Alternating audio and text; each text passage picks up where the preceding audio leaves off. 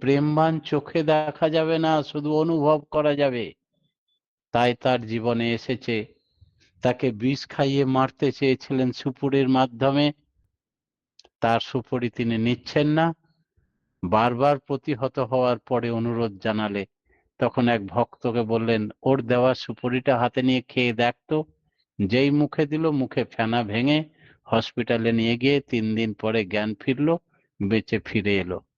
ভক্তরা তাকে মারতে চাইলো, বললেন না না, ওকে বরং উচ্চ পদ দিয়ে দেবো সৎসঙ্গে। আমরা শাস্তির ভার, দণ্ডের ভার আপন হাতে নিতে যেও না, পরম পিতার উপরে ন্যস্ত করো, মঙ্গলের অধিকারী হবে। কি সাংঘাতিক উদারতা! সে তুষানলে দগ্ধ হয়ে নিজেই পালিয়ে গেল বিবেকের দংশনে। এই হচ্ছে প্রকৃত শাস্তি। আর একজন শাস্তি দিলে তাকেও পরমপিতা শাস্তি দিতেন, যে তুমি ওর গার্জেন নও, তাকে খেতে পড়তে দাও না। তাই তার গার্জেন আছে, প্রত্যেকের মালিক একজন আছে, মালিককে বলো, শাস্তি দেবে মালিক। যাই হোক, সেই বিধাতাকে আমরা পেয়েছি, তিনি যুগে যুগে এসেছেন। সপ্তম মন্বন্তর এখন চলছে, সত্য ত্রেতা দাপর যুগ, কলি যুগে আমরা পড়ে আছি, আমরা পার করে এসেছি। যুগের দিক দিয়ে যেমন কলিযুগ ম্যাচুরিটি এসেছে, তেমনি ভগবান পূর্ণ ম্যাচিওর হয়ে এসছেন। তাই আগে কি ছিল, চিহ্নিত ব্যক্তি রাক্ষস কুলে জন্মেছিল, এরা উপদ্রব করত, তাদেরকে চিহ্নিত করে এক এক করে হত্যা করতেন ভগবান। কিন্তু এবার ছদ্মবেশী, কপট, ভণ্ড। ঠাকুর বললেন, মন মুখ এক না হলে ধর্মরাজ্যে প্রবেশের অধিকারী হয় না। সেইগুলোই ধার্মিক। কারণ যুগের প্রভাবে 16 আনা পুণ্য, পরবর্তীতে দাপরে 3 ভাগ পুণ্য, ত্রেতায় 2 ভাগ পুণ্য, কলিতে 1 ভাগ পুণ্যবান মানুষ, আর 3 ভাগই ভেজাল। সবকে যদি নিধন করতে হয় তাহলে তো সব 12 আনা শেষ হয়ে যাবে। তাই অস্ত্রটাও চেঞ্জ করে দিলেন, দেখা যাবে না, শুধু অনুভব করা যাবে। আর মনের থেকে, প্রাণের থেকে তাকে সংশোধন করে দেওয়া যাবে।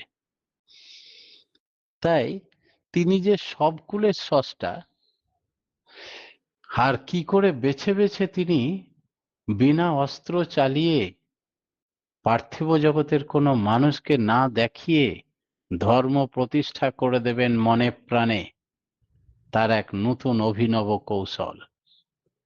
বললেন, উষা নিশায় মন্ত্র সাধন, চলাফেরায় জপ, যথা সময় ইষ্ট নির্দেশ, মূর্ত করায় তপ।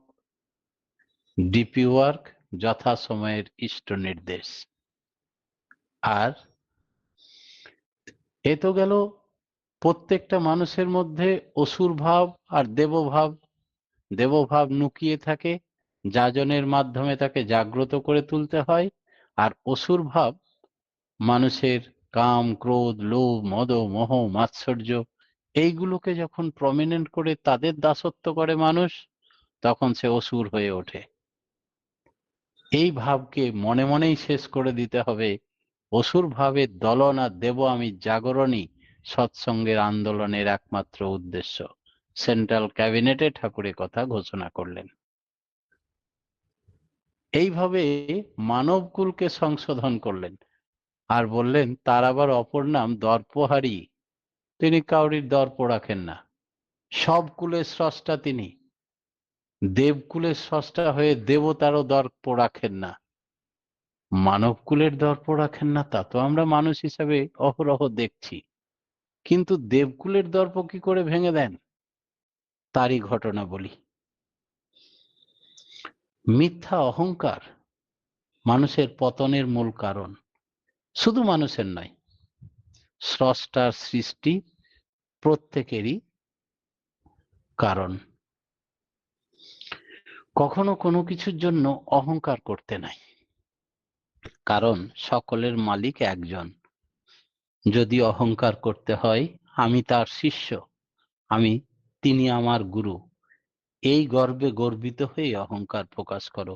তাছাড়া তিনি প্রভু, আমার প্রভু এত বড়, আমি তার দাস, এছাড়া আর গর্বের কিছু নেই আমাদের। যারা আসরিক ভাবাপন্ন তাদের মধ্যে এই মিথ্যা ভাবটি বেশি থাকে, আর তারা সত্য কথা বলতে অভ্যস্ত হয় না।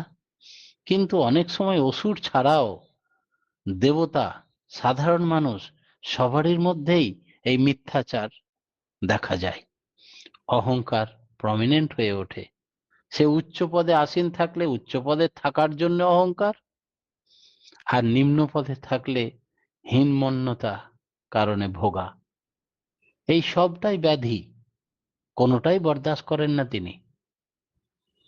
তাই উচ্চ পদের ক্ষমতার গৌরবে তিনি তার শাসন ব্যবস্থা বিশ্বজুড়ে চালাবার সুবিধার জন্য দেবকুল সৃষ্টি করেছেন। ব্রহ্মা, বিষ্ণু, মহেশ্বর তিনে মিলি এক, একে মিলি তিন। সৃষ্টিকর্তা, পালনকর্তা, সংহারকর্তা রূপে তিনি অধিষ্ঠিত। গুরুর ব্রহ্মা, গুরুর বিষ্ণু, গুরুদেব মহেশ্বর, গুরুর সাক্ষাৎ পরম ব্রহ্ম, তস্मै শ্রী গুরবে নমঃ। সেই পরমেশ্বর ভগবান কৃষ্ণই সকলের অধীশ্বর। দেবরাজ ইন্দ্রের একবার এরকম অহংকার হলো। তার কৃষিকাজে আমাদের জলের দরকার, তাই তখন ধারণা ছিল যে ঈশ্বর ভগবান Almighty god, supreme father, Purushottam, যুগ পুরুষোত্তম, লেটেস্ট অবতার, তিনি সর্বদেবময় গুরু। এ কথা মানুষ ভুলে গিয়ে কোন দেবতার উপাসনা করতে শুরু করলো। এটা তো ভাঙতে হবে মানুষের ভুল ধারণা যে দেবতার পুজো করে লাভ নেই। তুমি পরমেশ্বর, সকলের স্রষ্টা, দেবকুলের স্রষ্টা যিনি, তাকে পেয়েছো, অতএব তার পুজো করো। আর এই ভুলটা করছে কে? বৃন্দাবনবাসী। তারা ভগবান শ্রীকৃষ্ণকে পাওয়া সত্ত্বেও গোকুলের এলাকার মানুষজন পর্যন্ত ইন্দ্রের পুজো করতে শুরু করলো। এই দেখে ভগবান শ্রীকৃষ্ণ বালক, তিনি বলছেন, কিসের জন্য এত পুজোর ঘনঘটা? দেবদেবীর পুজো করে তাদের দায়িত্ব করে কি হবে? তোমরা তো পেয়েছো সকলের যিনি স্রষ্টা, তাকে পেয়েছো ঘরের মধ্যে। তারা বুঝতে পারলো না, বলল চলো তার চাইতে তোমাদের এই পূজার সামগ্রী নিয়ে আজকে তোমরা পুজো করবে, তবে কোনো দেবদেবীর নয়। তোমাদের দীর্ঘদিনের অভ্যাস ভ্রান্তি দূর করো। বলে এতে স্বার্থপরতা আসে, তোমাদের বৃষ্টি হবে না, কৃষিকাজ হবে না, সেই ভয়ে তোমরা পুজো করছো। ঈশ্বরের প্রতি ভক্তি, প্রেম কোনো কিছু আশা না রেখে করতে হয়। আমি পরম পিতাকে ভালোবাসি কারণ আমি তাকে ভালোবাসি, এই হচ্ছে আসল পূজার উদ্দেশ্য। মানত করে পূজা করতে নেই। বৃন্দাবনের গোপগণ দেবরাজ ইন্দ্রকে সন্তুষ্ট করার জন্য যে বিরাট যজ্ঞের আয়োজন করেছিল, সেটা পরমেশ্বর ভগবান শ্রীকৃষ্ণ পরিকল্পনা করে ইন্দ্রিয় যজ্ঞের আয়োজন বন্ধ করে দিয়ে বালক রূপে শ্রীকৃষ্ণ বিনম্র শ্রদ্ধায় নন্দ মহারাজ এবং অন্যান্য বয়স্ক গোপদের জিজ্ঞাসা করলেন, এটা কিসের আয়োজন? মহারাজ প্রথমে মনে করেছিলেন যেহেতু কৃষ্ণ শিশু, তাই অত পরিষ্কার করে বলার দরকার নেই, তিনিও নাছোড়বান্দা। পরে বললেন যে পূর্ণ ফল ভোগ করতে পারে না যদি কোনো দেবতার পুজো করে দেবলোকে যায়, দেবতাকে সন্তুষ্ট করে, তাতে পূর্ণ লাভ হয় না। পুরুষোত্তমের পুজো করলে পূর্ণ লাভ হয়, তাকে আর ফিরে আসতে হয় না, অমরত্ব লাভ হয়। কৃষ্ণকে বুঝিয়ে বললেন মহারাজ, নন্দ মহারাজ, আমাদের জীবনের জন্য জল প্রয়োজন, তাই কৃষিকাজ করতে পারবো না যদি তিনি জল না দেন। তাকে সন্তুষ্ট করার জন্যই আমরা ইন্দ্রের পুজো করি। বৃষ্টির দেবতা ইন্দ্র, তাই কৃতজ্ঞতা থাকা কর্তব্য। নন্দ মহারাজ এবং গোপীদের তিনি বললেন, বন্ধ করে দাও। কৃষ্ণ তার মতে দুটো যুক্তি দেখালেন। পার্থিব উন্নতি সাধনের জন্য কোনো দেবদেবীর পূজার প্রয়োজন নেই। দেবদেবীর পূজা করে যে ফল লাভ হয় তার ক্ষণস্থায়ী। অল্প বুদ্ধি সম্পন্ন লোকেরা এই ধরনের ক্ষণস্থায়ী ফল লাভের জন্য উৎসাহী হয়। যে সমস্ত মানুষ পরমপিতাকে, পরমেশ্বর পরমাত্মাকে না পায়, তারা করে এইসব পুজো। এগুলো অনিত্য ফল। দেবদেবীর পূজা করে লাভ নেই। পরমেশ্বর ভগবানের আদেশ অনুযায়ী তারা কাজ করেন। অতএব তাদের মালিককে তোমরা পেয়েছো, তারই পুজো করো। তাই তিনি বন্ধ করে দিলেন।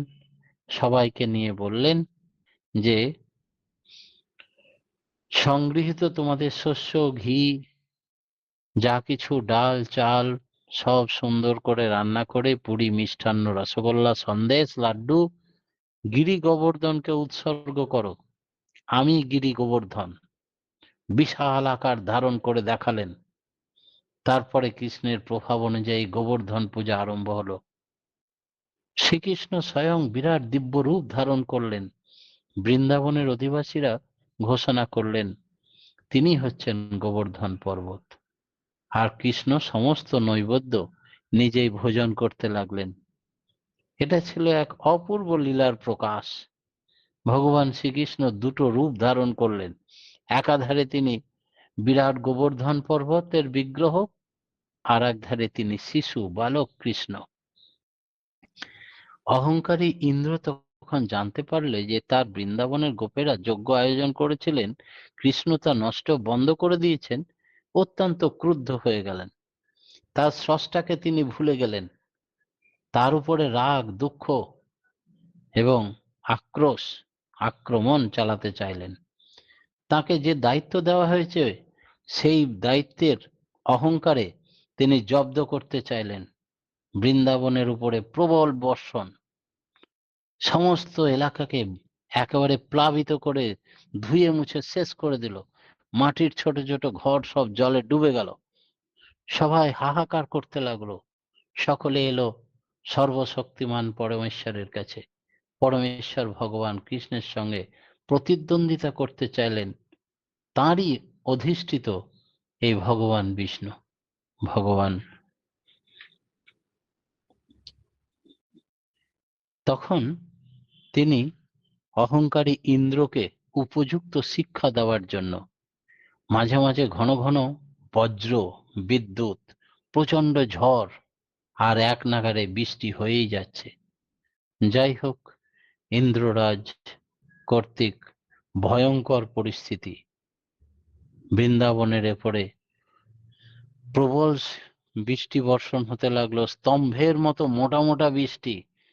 এই মুহূর্তে বাড়িঘর ভেঙে ধূলিসাৎ। কি হবে উপায়? বিদ্যুৎ চমকাচ্ছে। এই অবস্থায় শীতকাল, বৃন্দাবনের প্রাণী থরথর করে কাঁপছে। ভয়ে ঠান্ডায় প্রলয়কাণ্ড চলছে। তখন বৃন্দাবনের সমস্ত মানুষ শ্রীকৃষ্ণের কাছে প্রার্থনা জানালেন, হে কৃষ্ণ, ক্রুদ্ধ ইন্দ্রের দ্বারা আমরা উত্ত্যক্ত হচ্ছি, কৃপা করো, এখন তুমি আমাদের রক্ষা করো। কৃষ্ণ বুঝতে পারলেন অহংকারী ইন্দ্র যজ্ঞের সম্মান না পাওয়ায় সে সর্বশক্তিমান ভগবানের সঙ্গে ক্ষমতা প্রদর্শন করে দেখাতে চাইছে। পরমেশ্বর ভগবান তখন সেই ব্রহ্মাণ্ড পরিচালক। ইন্দ্র যে সর্বসর্বা নয়, তিনি সকলের স্রষ্টা, পরিচালক, নিয়ন্ত্রণ, মালিক। এই শিক্ষা দেবার জন্য ইন্দ্রকে, ইন্দ্রের প্রদান করা ক্ষমতা, পদমর্যাদা, শক্তির দর্প এবার চূর্ণ করলেন। কি করলেন? ভাবলেন বৃন্দাবনের শুদ্ধ ভক্তরা সর্বতোভাবে আমার কৃপার উপরে নির্ভর করে বসে আছে, তাই তাদের যোগমায়ার প্রভাবে রক্ষা করব। মনে মনে এই চিন্তা করে একটি শিশু মাটি থেকে একটা ব্যাঙের ছাতা তোলার মতো গোটা গিরি গোবর্ধন পর্বতকে এক আঙুলে করে তুলে ধরলেন। 7 দিন বৃষ্টি হতে লাগলো।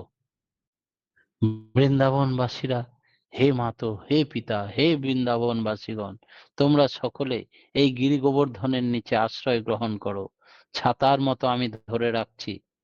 মনে করো না যে এই পর্বত ভেঙে পড়বে তোমাদের মাথায়। নিঃসন্দেহে থাকো। বর্ষণ, ঝঞ্ঝা কতদিন আর চলবে? 7 দিন পরে আস্তে আস্তে সব স্তব্ধ হলো। ভগবান বুঝতে পারল আমার ক্ষমতা শেষ।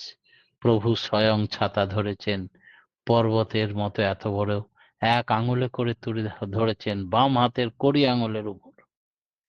শ্রীকৃষ্ণের এই বিরাট লীলা গিরি গোবর্ধন পর্বতকে ধারণ করতে দেখে ব্রজবাসীরা বিস্মিত হলো।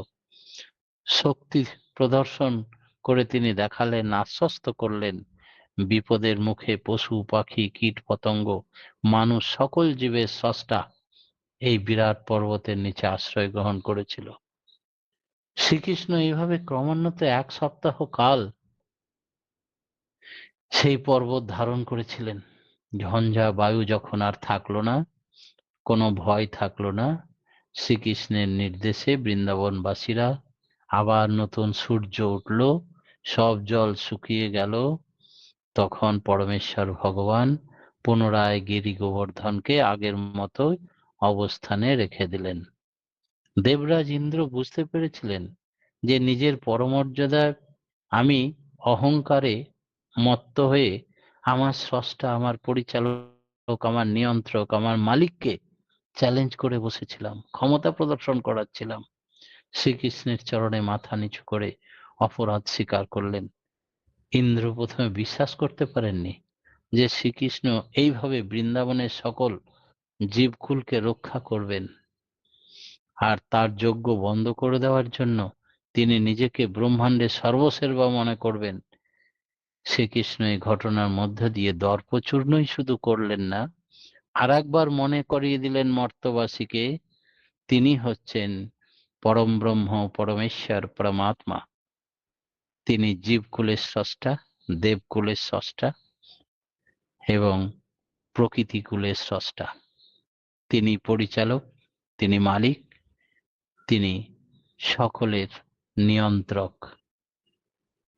তাই পরম প্রেমময় সেই ভগবানকে আমরা পেয়েছি আমাদের এই মানব জীবনে। আমাদের গর্ব সেইখানে। আমরা যেন প্রতি মুহূর্তে তাকে মানুষ মনে করে নিজে ভুল রাস্তায় না চলি। আমাদের ভেতর বার সবটাই তার আওতায়। আমাদের নিজের কিছু নেই, তাই খল প্রবৃত্তি রাখলে আমরা সব সময় তার কাছে ধরা পড়ছি। আমরা শুধু তার হয়ে যেন উঠি, এই কাতর প্রার্থনা জানিয়ে পরম পিতার রাঙারাতুল চরণে সকলের সার্বিক মঙ্গল প্রার্থনা করে আমার ক্ষুদ্র বক্তব্য এখানেই শেষ করলাম। জয় গুরু।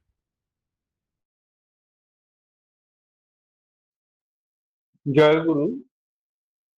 শ্রদ্ধেয় সব প্রতিনিধি